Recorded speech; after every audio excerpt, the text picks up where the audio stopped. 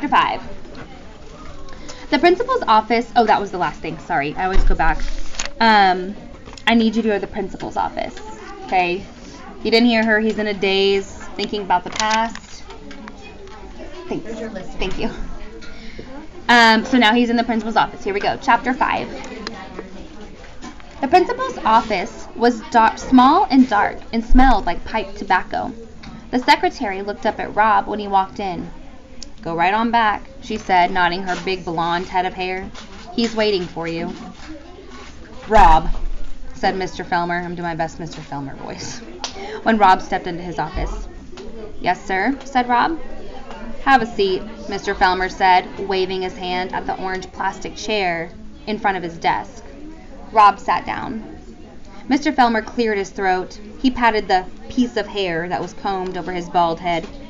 He cleared his throat again. "Rob, we're a bit worried," he finally said. Rob nodded. This is how Mr. Felmer began all his talks with Rob. He was always worried that Rob did not interact with the other students, worried that he did not communicate, worried that he wasn't doing well in any way at school. "It's about your legs." "Yes, your legs. Have you been putting that medicine on them?" "Yes, sir," said Rob. He didn't look at Mr. Felmer. He stared instead at the paneled wall behind the principal's head. It was covered with an astonishing array of framed pieces of paper, certificates, diplomas, thank you letters. "May I, look?" asked Mr. Felmer. He got up from his chair and came halfway around his desk and stared at Rob's legs. "Well, sir," he said after a minute. He went back behind his desk and sat down. He folded his hands together and cracked his knuckles. He cleared his throat. "Here's the situation, Rob. Some of the parents, I won't mention any names, are worried that what you've got there might be contagious. Contagious meaning something that the other students could possibly catch." Mr. Felmer cleared his throat again. He stared at Rob. "Tell me the truth, son. Have you been using that medicine you told me about? The stuff that the doctor in Jacksonville gave you? Have you been putting that on?" "Yes, sir," said Rob. "Well," said Mr. Felmer, "let me tell you what I think. Let me be upfront and honest with you. I think it might be a good idea if we had you stay home for a few days. What we'll do is just give that old medicine more of a chance to kick in. Let it start working its magic on you. And then we'll have you come back to school when your legs have cleared up. What do you think about that plan?" Rob stared down at his legs. He felt the picture of the tiger burning in his pocket, the one that he was doodling.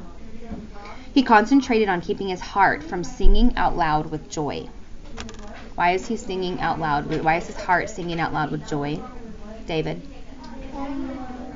Because then he does not have to be on the bus for a few days. Yeah, he said he would rather get eaten by a bear than go to school. So he's like, okay. Rob, yes, sir, he said slowly. "That would be all right." "That's right," said Mr. Felmer.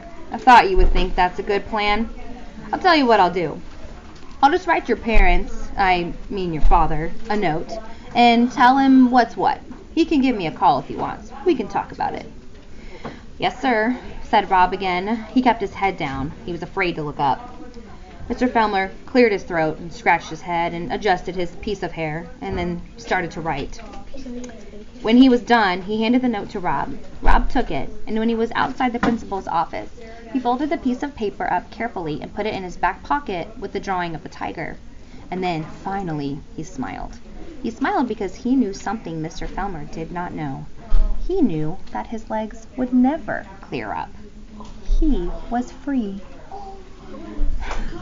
So Mr. Felmer says, when they clear up, you can come back.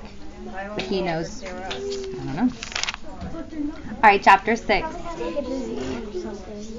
Rob floated through the rest of the morning.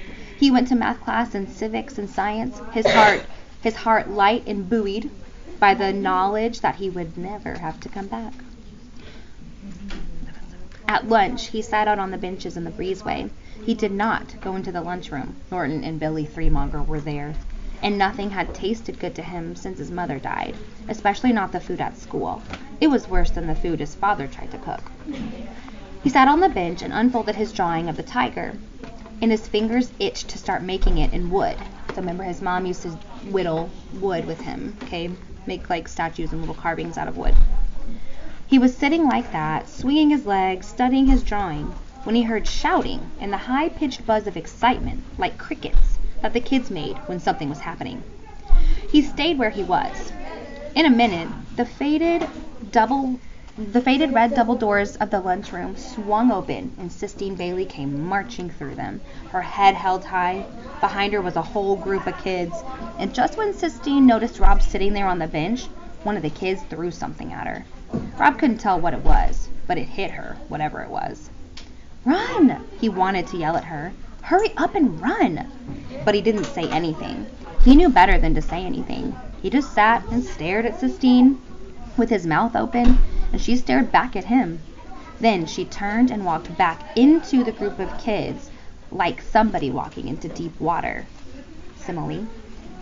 And suddenly she began swinging with her fists. She was kicking, she was twirling. Then the group of kids closed in around her, and she seemed to disappear.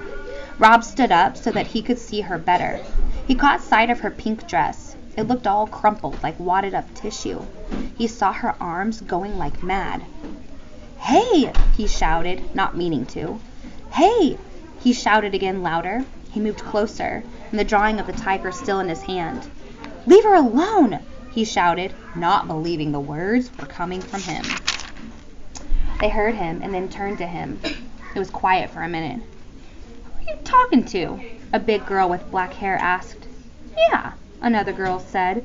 "What do you think you're talking to?" "Go away," Sistine muttered in her gravelly voice, but she didn't look at him. Her yellow hair was stuck to her forehead with sweat. The girl with the black hair pushed up close to him, and she shoved him. "Leave her alone," Rob said again. "You gonna make me?" the black-haired girl said. They were all looking at him, waiting. Sistine was waiting now too, waiting for him to do something. He looked down at the ground and saw what they had thrown at her. It was an apple. He stared at it for what seemed like a long time, and when he looked back up, they were all still waiting to see what he would do. And so he ran. And after a minute, he could tell that they were running after him. He didn't need to look back to see if they were there. He knew it. He knew the feeling of being chased. He dropped the picture of the tiger and ran full out, pumping his legs and arms hard. They were still behind him. A sudden thrill went through him when he realized that what he was doing was saving Sistine Bailey. Why would he try to save Sistine Bailey? Why would he want to try to save somebody who hated him? He couldn't say. He just ran. And the bell rang before they caught him. He was late for his English class because he had to walk from the gym all the way to the front of the school. And he did not know where his drawing of the tiger was. But he still had Mr. Fellmer's note in his back pocket, and that was all that truly mattered to him. The note that proved that he would never have to come back.